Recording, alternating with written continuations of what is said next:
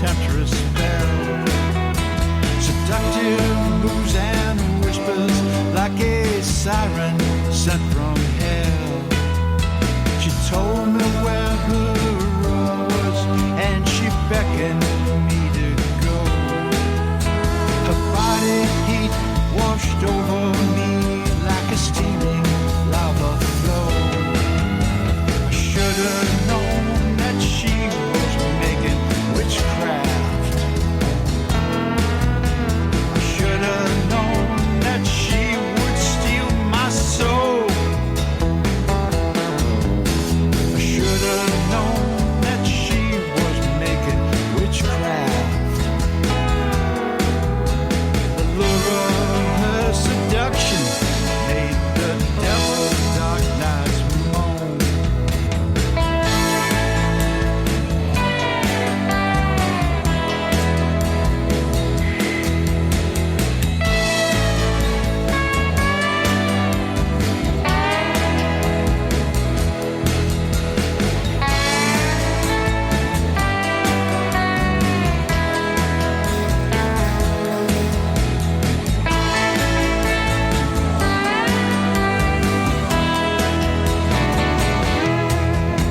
If you would like to hear Night Dreams Talk Radio on your local radio station, let them know. Tell them to check out www.nightdreamstalkradio.com. And thank you. You can advertise your business on Night Dreams Talk Radio, and you will be heard worldwide. Why not contact us at nightdreamstalkradio@gmail.com. You're listening to Night Dreams Talk Radio After Dark with our host, Gary Anderson. And that is me. James, are you still there? Yes, I am still here, Mr. Gary. Yeah, boy, I tell you, you can tell it's Thursday. I'm glad it's Thursday, not Monday, that's for sure. Yeah. Tomorrow, we're going to have a great guest on. We're going to be talking about Bigfoot. And he believes that the guest we have on tomorrow, he actually has made a lot of documentaries through the years. But we have Ronald Myers on. And we're going to be talking again about Bigfoot. He feels that Bigfoot is tied in with UFOs and aliens and stuff like that. So that's what we're going to be talking about tomorrow. That's going to be interesting. I do know that Western Pennsylvania, which is just next door to me, back in the early 70s, there was some talk about connection between UFOs and Bigfoot years ago. So I'm looking forward to it. Well, there's a whole community out there that believe that, that Bigfoot are either aliens or working for the aliens and doing the labor for aliens. Yeah, that could be. These are all plausible theories. I've often thought that, how there's all these abductions, aliens are abducting people. Who's to say that if Bigfoot is not part of them, that they're not abducting them too? Well, you never know. Again, maybe these are these Bigfoot are actually aliens and they're shape-shifting. Somehow, when a human comes by, they can maybe use that, read their mind and then shape-shift into something that would scare the human and make the human run away. These are all plausible theories. Another theory is maybe their hair has got cloaking ability, where when you're looking at them, you're seeing what's behind them and not actually seeing them. There's all kind of good stuff out there. And I'm curious what he's got to say. Oh, yeah. I mean, I think it's going to be really interesting. Hey, Sam? Hey, tomorrow we got Ronald Myers on, and he has made several documentaries through the years. He works a circuit. He feels Bigfoot is associated with UFOs and aliens, so I think it's going to be an exciting show tomorrow. Yeah, I was reading the bio on him, and I was pretty intrigued by it. Oh, I was, and I was really shocked. He got a hold of me today, and I said, well, gee, I had somebody cancel Friday, and he said, hey, I'll be on. So, hey, we got him and his director that they just got done making a documentary. So I'm going to actually have his friend on there, too, and we're going to be tomorrow talking about that. So, I just want his take about Bigfoot, being tied in with aliens. Huh. That's interesting. Yeah, I think so. There were some folks that came out here that were doing a documentary, and included some of us on it. So I'm wondering if it's the same documentary. I'm just throwing that out. Well, I don't know. Well, he told me that Ronald Moorhead is actually in the documentary too. Really? Yeah, so maybe it's the same one. It could be the same one. Wow. Interesting. Yeah. Talk about a small world. Well, if you were in it, were you in it? Well, I was actually filmed on part of that. Yes. Well, if you weren't, if it's the same documentary I'm thinking of. Yeah, well, if you were in it, you'll become world famous. It's like that. Well, we'll see. It'll be interesting when he comes on to listen in. Yes. Well, yeah, and you can always call and ask questions too tomorrow. Sure. But the last guest, I can't believe somebody going out and photographing like 170 some old abandoned buildings, mental institutions, hospitals, prisons, and jails, and on theaters and all that stuff, and not really got much images or anything of, spirits and stuff like that. I'm telling you, I think he needs to reevaluate and look through them pictures. I guarantee you, by happen chance, he's had to catch something just by the law of averages. I know I have. I've caught stuff that I wouldn't even know was there. I found it months later just going back through and looking through pictures. Well, isn't that really how you find them? I mean, didn't you, Sam, find some interesting pictures? You sent me one today. Oh, yeah, and this is going back hundreds of pictures taken over the past 5 years. Something tells me to go back into a certain file and take a look at a picture and take a close look at it, and I found that little guy. I mean, it's just very bizarre what you can find. I'm always finding something new in those pictures. And so in the case of someone that's taking pictures of old buildings and everything, they should be able to take that and put it on a computer and actually look for some fainting or some kind of paranormal activity on there. Orbs or something. Orbs or something, distortions.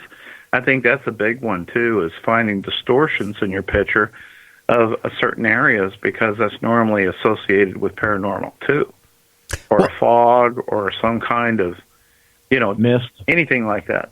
Mist, yes. Well, I've had that, because I used to go take pictures of old ghost towns and old cemeteries and stuff. And there'd be times, I'd be like at an old cemetery, and I didn't see anything when I was taking the picture. I mean, it was, there was whatever. Even up, was it up by Roslyn or whatever, the old cemetery up there? Oh, yes, I walked that before. Yeah. Yes, on the hill there. Yeah, and then that's the other part of it's across the street. And I think, that's even older. But, I sat there and took pictures, right? And hey, it's fine. Then I would load it onto the computer and I'd start looking and I'd find not orbs, but like you mentioned the word mists. Here would be a tombstone. When I took the picture, it was a clear day, sunny day. When, in fact, me and my wife went there that time and I took the pictures. But then it was kind of like misty around a grave marker. It was really eerie. You look at it and you didn't see it when you took the picture. Yeah, and you got to realize, too, that most people don't realize this is, well, why would it show up on a camera or a photo versus me actually looking? It says you got to understand something. The camera's operating on different optics than what your eyes are. We're only seeing, about 20 frames a second, and our brains tend to average out the information so it's not as detailed as a camera would be. So if you're taking a camera shot, and of course, Gary, you can appreciate that, we're being in the photography business, is the resolution of the camera between that and the shutter speed is much faster. And it based on that and some other factors on how the shot's taken, it could pick up things that you could never possibly see with your own eyes. Oh, yeah, and this was with digital cameras because, as soon as digital came out, I was one of the very first persons to get one of the Nikon professional SLR digital cameras before it even hit the street. I think I had one 6 months before, as a tester, and then I actually bought it. Could you believe a 0.5 megapixel camera? Okay, SLR. Oh, that's what you started with, a 0.5 megapixel. 0.5 megapixel, and guess it was a Kodak Nikon combo. And just think how much it cost back when it first came out. 800? How about in close to like $39,000? Oh, no Whoa. way. Oh yes, dead serious. And I paid $600 for a 24 megapixel camera about Isn't that 4 years ago. Well, you know, Isn't that amazing? memory. Do you realize memory? A 500 mega, 500 or 1,000 back then. Do you know how much that memory card would cost? A compact flash that size was like $1,100. Oh, Trust me, it was in the early 90s. A 500 or 1,000 compact flash card was around all the way up, depending on the speed of the card. It could hit as high as like $1,800 for one. Now you could go out and buy them for like $30 or less. Yeah, and they're high-speed SIM cards, too. Oh yeah, I mean, high-speed SD cards. yeah. That tells you how much the prices come down. But you know, I had one of those. Again, I was so, like I said, I got home, I loaded it on the computer, and I'm going, that mist wasn't around that grave marker. It was a clear day, and it was like, ooh, eerie. You know, and hey, you can sit there and say, oh no, maybe something got, you know, no, it was actually something that I couldn't account for. Like lens flare or something like that. No lens flare. The sun got in your eye. No, if the sun's not there, it could be lens flare. Yeah. That's usually just a single dot or something, you know. That's two things that does frustrate me. Okay, one, guys, I get pictures almost every day of UFOs. The problem is their digital SLR camera, or even the little point and shoot, they get dust on the sensor. And that's all of a sudden it becomes a UFO. yeah. Yeah. Yeah. So, I mean, I for the people out there, you know, if you're into trying to photograph UFOs, I had one guy, and I'm not mentioning his name, for about 6 months, he would send me pictures every single day. He would go outside, okay, on his property, and it happened to be in Nevada, by the way. He would get a picture day or night of a UFO. Mm-hmm. Okay? So after, you know, I started getting bored because it seemed like the UFO was always in the same kind of spot in the sky. I said, okay, I want you to do me a favor. Okay, I want you to go in your house, go next to your lamp, take the lampshade off, get a clean piece of typing paper, hold it about 2 feet away from your camera, okay, hold it towards the light, and set your lens at f/16. He did it. And I said, okay, send me the picture. And then I sent a response. I said, there's your UFO. Yeah, piece of dust particle on the lens. Not on the lens, on the sensor.